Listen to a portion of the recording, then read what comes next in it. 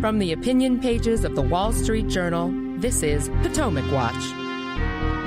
Nevada Republicans go to the polls this week in a primary and a caucus, one backed by Donald Trump and the other by Nikki Haley. Meantime, President Biden cleans up among South Carolina Democrats, though Dean Phillips, who's challenging him, vows to continue on. Welcome, I'm Kyle Peterson with the Wall Street Journal. We are joined today by my colleagues, columnists Kim Strassel and Bill McGurn.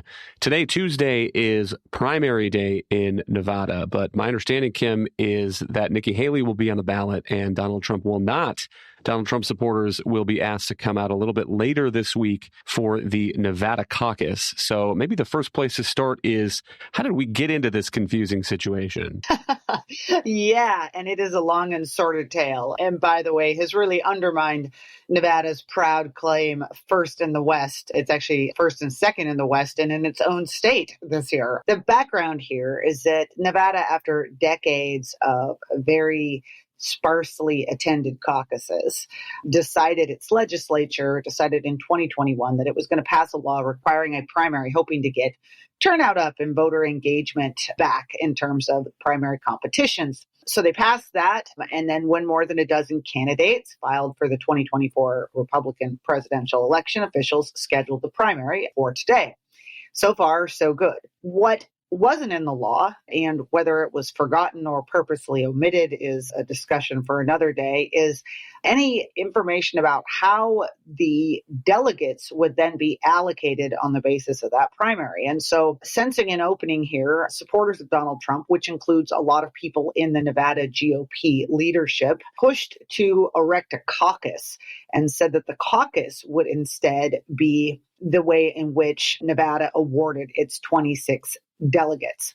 But it also engineered a number of rules. So to be considered for a caucus, a candidate had to pay a $55,000 participation fee. The rules state that no money from outside groups can be used to influence caucus goers, and anyone who's in the caucus can't also be in the primary. And so you had this really weird situation where Donald Trump is in the caucus because it's the real game where you're going to get the delegates.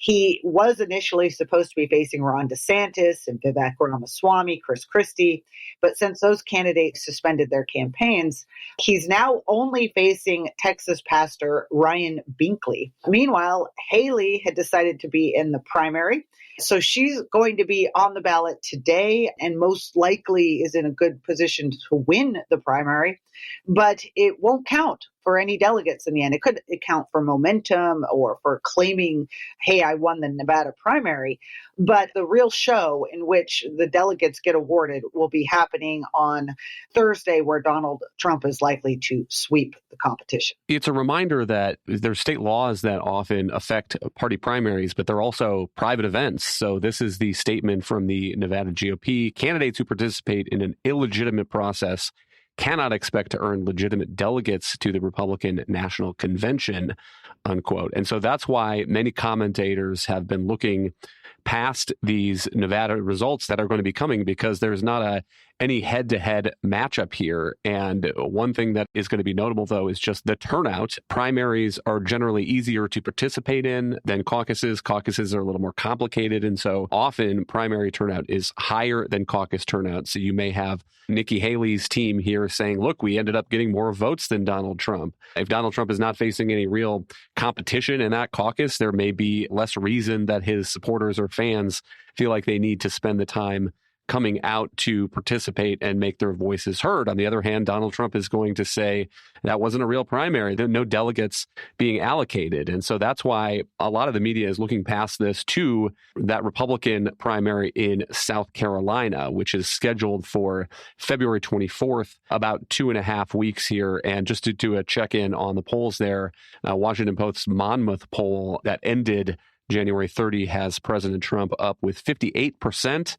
to 32% for Nikki Haley. So still a big gap there. Haley spending some time down there trying to make up some ground. Meanwhile, over the weekend, we had the Democratic primary in South Carolina. And the separation of these events, another reminder that these are private party events and you can have weird outcomes like this. Another one was the New Hampshire primary we recently had, where President Biden supporters were running a write-in campaign because he was not on the ballot. But in South Carolina, at least, he has cleaned up. So this is the result from the primary there. 96% of the vote for Joe Biden, 2.1% for Marianne Williamson, the spiritual guru who has been on TV, been on the Oprah show, and then 1.7% for Congressman Dean Phillips, who is running a challenge saying he supports Joe Biden, but Joe Biden needs to pass the torch to the next generation.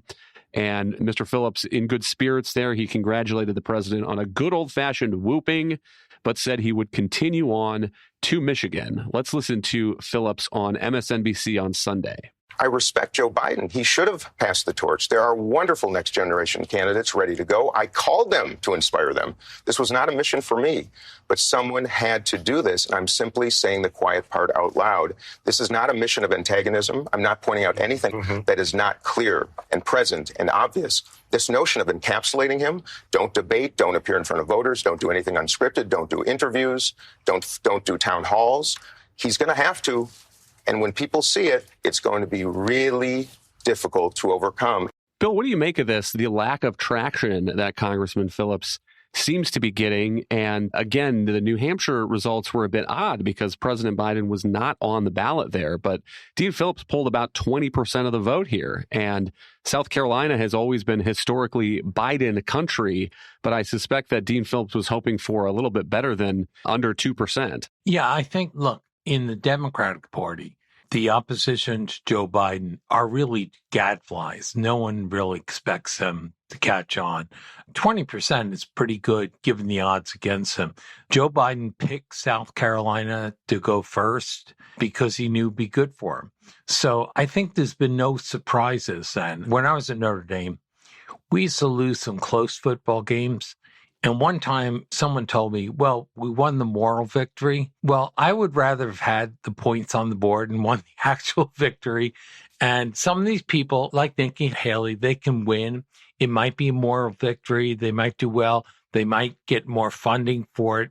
But at the end of the day, it's about delegates. And you can't keep losing primaries and hope to be a contender for the nomination. But notable also that Joe Biden is still sitting out important interviews that could start to reach some of the voters he needs, given the polls that he seems to be trailing Donald Trump in many of these swing states.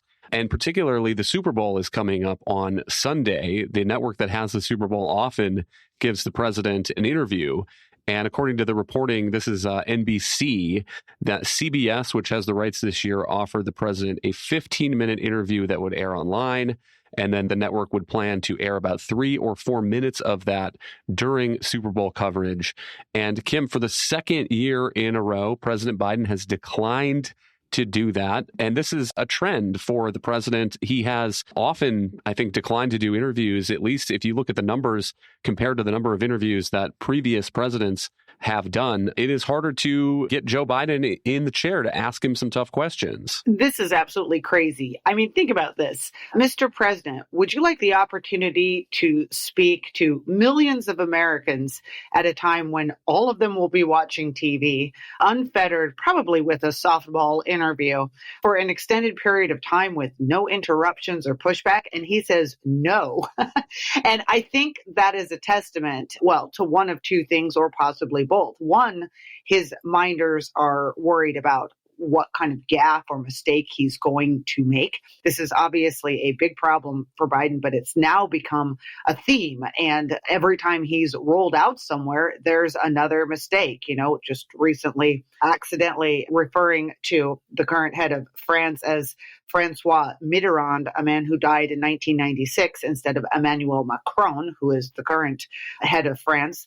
So that's one possibility. But also, I guess the issue is, what would he talk about even if he could sit down? I mean, does he want to talk about inflation?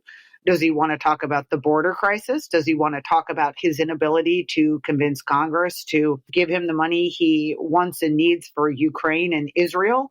Does he want to talk about energy prices? There's not a good news story here. And The administration floated that trial balloon that was Bidenomics. That is fallen flat. Nobody's buying it because people don't feel anything good happening in their home finances. So I guess I can understand the reluctance there. And Team Biden has certainly, he's been out doing more campaign events ever since he kind of officially launched a few weeks back. But they're local things. They're not people seeing him on TV. And I think his campaign will be soon under increasing assault and questions for whether or not the president is up for the grueling necessities of a presidential campaign.